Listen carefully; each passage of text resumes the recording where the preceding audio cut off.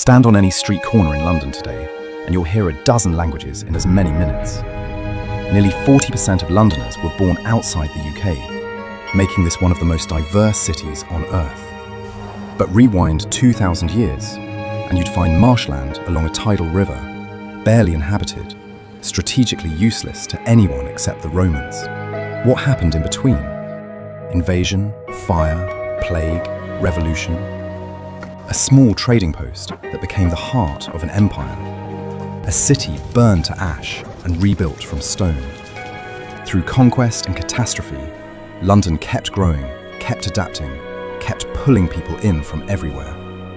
For centuries, we've had to imagine what those earlier versions of London actually looked like. Artist sketches, faded engravings, descriptions in old journals. But now, using AI trained on historical imagery, we can take those original drawings and paintings and see them as they might have appeared in real life. The cobblestones, the crowds, the smoke rising from medieval chimneys. You're about to witness almost 2,000 years of history in one video. Sit back and relax as we journey through the incredible history of the capital of the United Kingdom, London. Let's go back to where it all began.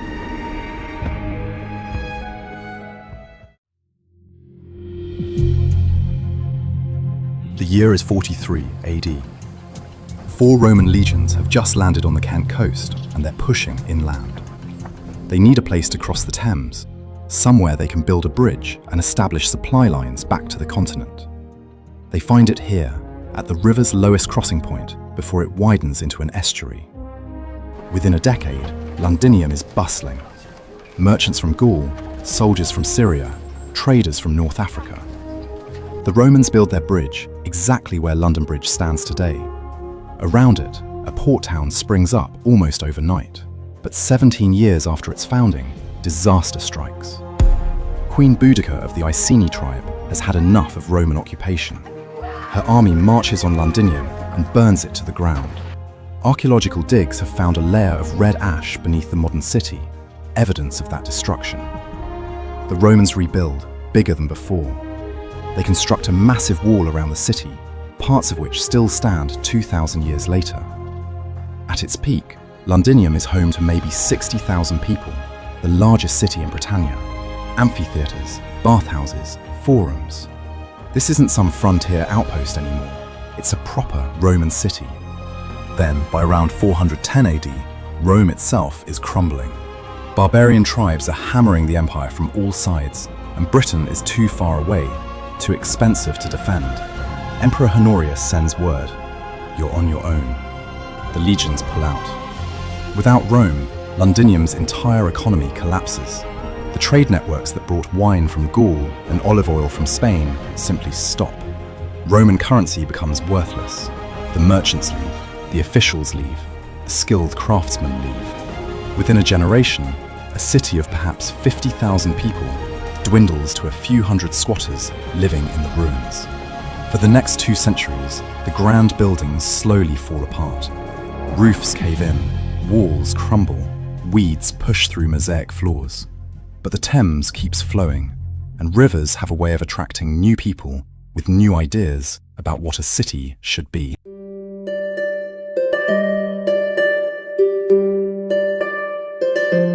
The Saxons who settle in Britain after the Romans leave don't particularly like cities.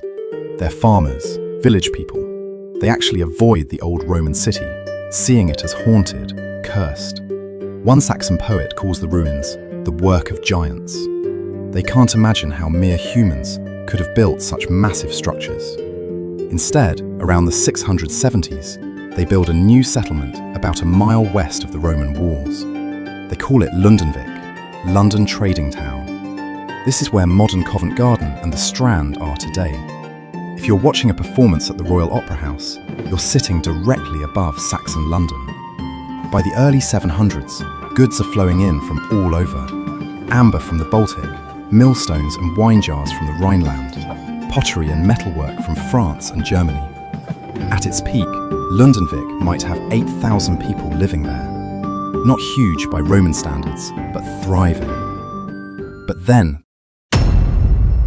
the Vikings arrive. Starting in the late 8th century, Norse raiders keep hitting the settlement. These aren't just raids anymore. They're coming up the Thames in force. In 842, they sack Londonvik completely. In 851, they do it again. King Alfred the Great finally has enough. In 886, he retakes London from the Danes and does something clever. He abandons Londonvik and moves everyone back inside the old Roman-walled city, which is much easier to defend. He repairs the ancient walls, recuts the defensive ditches. The city is now called Lundenburg, London Fortress. Lundonvik is left empty, gradually earning a new name, Eldvik, the Old Settlement. That name survives today as Aldwych, the curved street in central London. Over the next century and a half, the city changes hands multiple times between Saxon and Danish rulers. In 1016, King Canute, yes, the one from the legend about commanding the tide, makes London his capital. When Edward the Confessor becomes king in 1042, he builds Westminster Abbey just west of the city.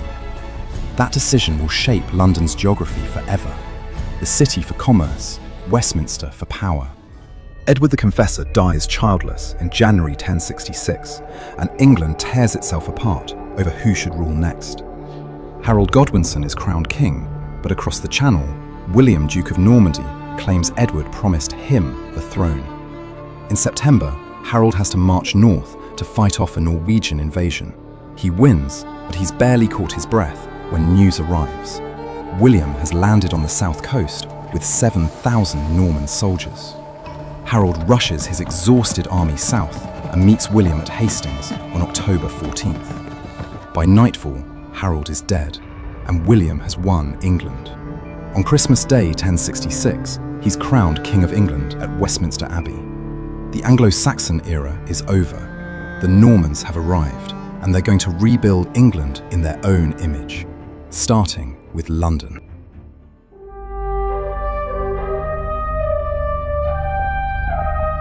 William doesn't entirely trust London's population. They supported Harold after all. So he builds not one, but 3 fortresses to keep them in line. The biggest becomes the Tower of London, which starts as a symbol of oppression and will remain a symbol of royal power for the next 1,000 years. The White Tower, its central keep, is a statement in stone. 90 feet high, walls 12 feet thick in places. It dominates the skyline, a constant reminder of who's in charge now. Medieval London is cramped, chaotic, and increasingly wealthy. By 1100, maybe 15,000 people live here. The city's merchants form guilds that control trades. Goldsmiths, fishmongers, drapers, mercers. These guilds become so powerful that the king has to negotiate with them. In 1215, when the barons force King John to sign the Magna Carta, London's support is crucial. The city extracts its own concessions: the right to elect its own mayor, freedom from arbitrary taxes. London Bridge, rebuilt in stone between 1176 and 1209, becomes a city unto itself. It takes 33 years to build. Shops and houses line both sides. The bridge has a chapel, a drawbridge, even heads of traitors displayed on spikes as a warning. For over 600 years, it's the only bridge across the Thames in London.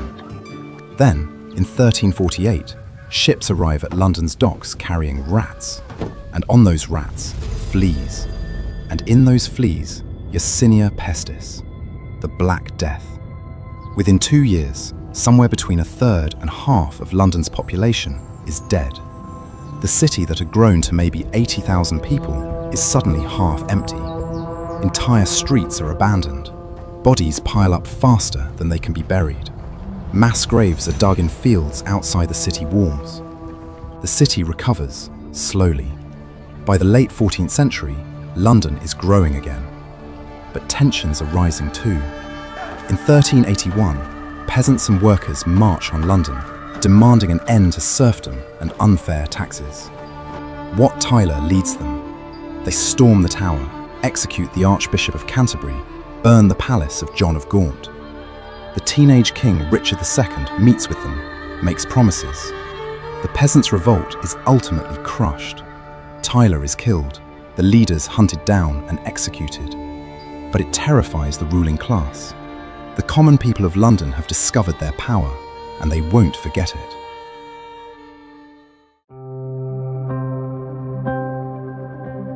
By 1500, London's population has rebounded to about 50,000. Then something remarkable happens. It explodes. By 1600, it's 200,000. By 1650, it's nearly 400,000. London becomes the largest city in Europe. Henry VIII's break with Rome in the 1530s transforms the city's landscape. Henry wanted to divorce his first wife, but the Pope refused. So Henry broke away from the Catholic Church, made himself head of the new Church of England, and shut down all the monasteries. In London, monasteries owned massive amounts of land. Once Henry seized it, that property became available. Aristocrats and wealthy merchants bought it up and built grand houses. Suddenly, London had room to expand. Under Queen Elizabeth I, London becomes the cultural capital of Europe. The Globe Theatre opens on the South Bank in 1599. Shakespeare is staging Hamlet, Othello, King Lear. Meanwhile, merchants are getting wealthy from trade with the New World and Asia. The East India Company is founded in 1600, setting the stage for empire. But London has always been vulnerable to two things: disease and fire. The city is built almost entirely of timber with thatched roofs, dried straw and reeds. Houses are packed close together, upper floors overhanging narrow streets, nearly touching across the gaps. Open fires in every building for cooking and heating. Candles everywhere. No fire departments. It's a tinderbox. Both disaster and disease strike in the 1660s with devastating effect. In 1665, the plague returns. Not the Black Death exactly, but close enough. At its peak, 7,000 Londoners are dying every week. The wealthy flee to the countryside. The poor are trapped. By the time it burns out, maybe 100,000 people are dead, a quarter of the city's population.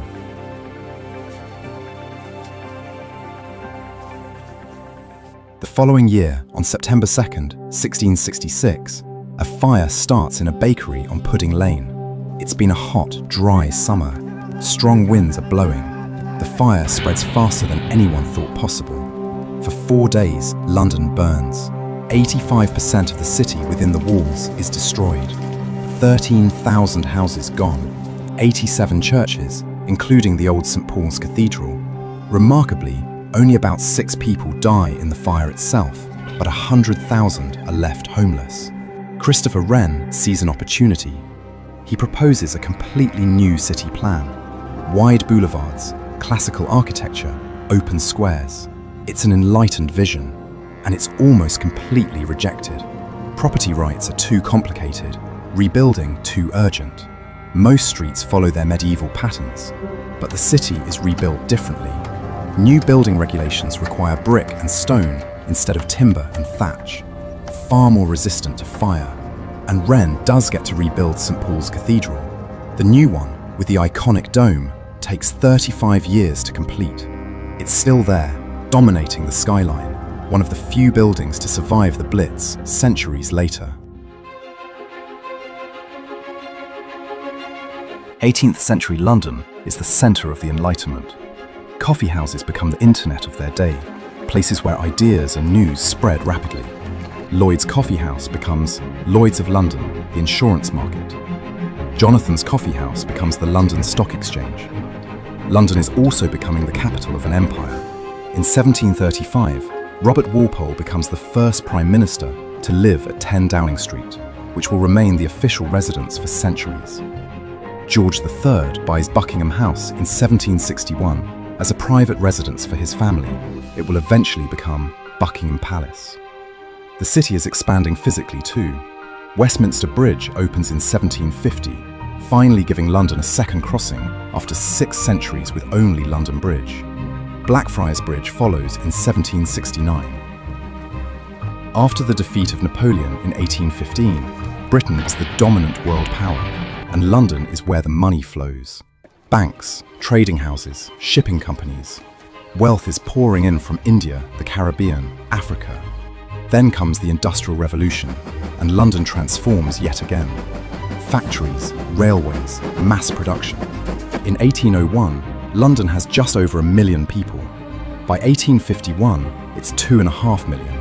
By 1901, 6.5 million. It's the largest city in the world. The Victorians build on a scale that's hard to comprehend. Trafalgar Square is laid out in the 1840s, commemorating Nelson's victory. The Houses of Parliament and Big Ben rise in the 1850s after the old palace burns down. That iconic Gothic revival architecture defining the city's identity. In 1851, the Great Exhibition opens in Hyde Park. The Crystal Palace, a massive structure of iron and glass, showcases Britain's industrial dominance to the world. 6 million people visit.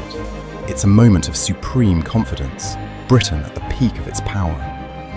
The sewage system, still in use today, built by Joseph Bazalgette after the Great Stink of 1858, when the Thames became so polluted, Parliament had to shut down.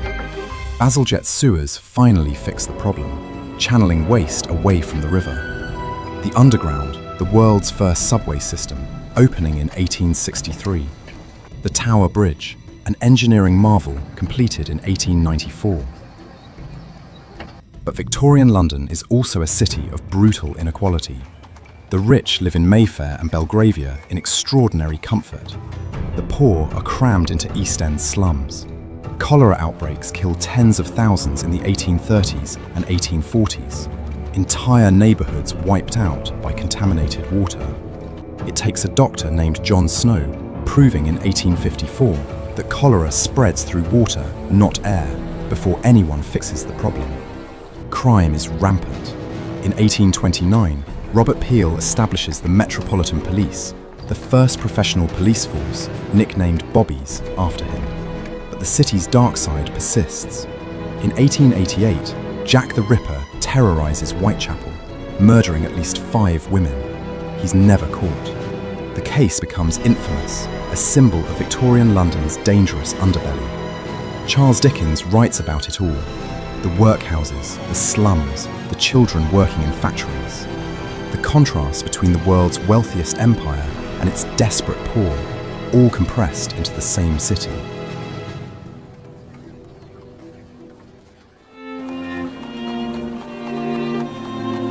The 20th century brings London back down to earth. The First World War kills hundreds of thousands of young British men. However, London's main infrastructure survived. But the Second World War brings the war directly to the city, the Blitz. Between September 1940 and May 1941, German bombers hit London almost every night. Entire neighbourhoods are levelled. St Paul's Cathedral miraculously survives. Photographs showing it standing defiant amid the smoke and flames. By the end of the war, 1 million buildings are damaged or destroyed, and almost 500,000 souls from the UK are lost.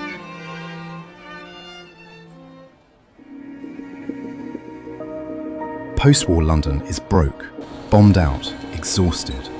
The empire is collapsing. India gains independence in 1947. Rationing continues into the 1950s. Fog and coal smoke are so thick that in 1952, the Great Smog kills 12,000 people in just 5 days. But London rebuilds, again. The 1951 Festival of Britain, held on the South Bank, signals a new beginning. Brutalist towers rise from the rubble. The welfare state expands. And crucially, people start arriving from former colonies. The Windrush generation from the Caribbean in 1948, followed by waves of immigration from India, Pakistan, Bangladesh, later from Africa, Eastern Europe, everywhere. The 1960s bring a cultural explosion. Swinging London, the Beatles, the Rolling Stones, Carnaby Street, Mary Quant. For a moment, London feels young again. The next few decades are rockier. Economic decline, strikes, terrorism from the IRA. By the 1980s, the Docklands are abandoned, the East End is neglected. Then comes massive redevelopment. Canary Wharf rises from the old docks. The financial sector booms. London reinvents itself as a global financial centre.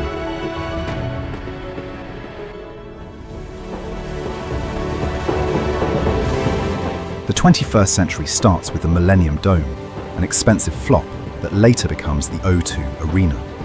But London keeps growing. The 2012 Olympics transform East London, bringing investment and infrastructure. The city passes 9 million people, the most since before World War II. Modern London is defined by its diversity. Over 300 languages are spoken here. Entire neighbourhoods have their roots in different parts of the world. Brixton's Caribbean culture, Southall's South Asian community, Chinatown, Turkish Dalston, Polish Hammersmith. You can eat food from any country, hear music from any tradition, find a community from anywhere. The skyline keeps changing. The Shard, the Gherkin, the Walkie-Talkie building. Traditional architecture sits alongside glass and steel towers. It's controversial, constantly debated, but it's happening. London has survived Roman withdrawal, Viking raids, the Black Death, the Great Fire, the Blitz. Each time it rebuilds, each time it adapts, each time it pulls in new people with new ideas. That's what makes London, London. It's messy, crowded, expensive, complicated, and it's been that way for 2,000 years. Thanks for watching. Creating videos like this takes an enormous amount of research and time. It's mainly a passion project for me, piecing together thousands of years of history into one story. If you enjoyed this journey through London's evolution from Roman marshland to global metropolis, I'd really appreciate it if you'd hit the like button and subscribe for more deep dives into history. And let me know in the comments, what city would you like to see next? As always, we'll see you in the past.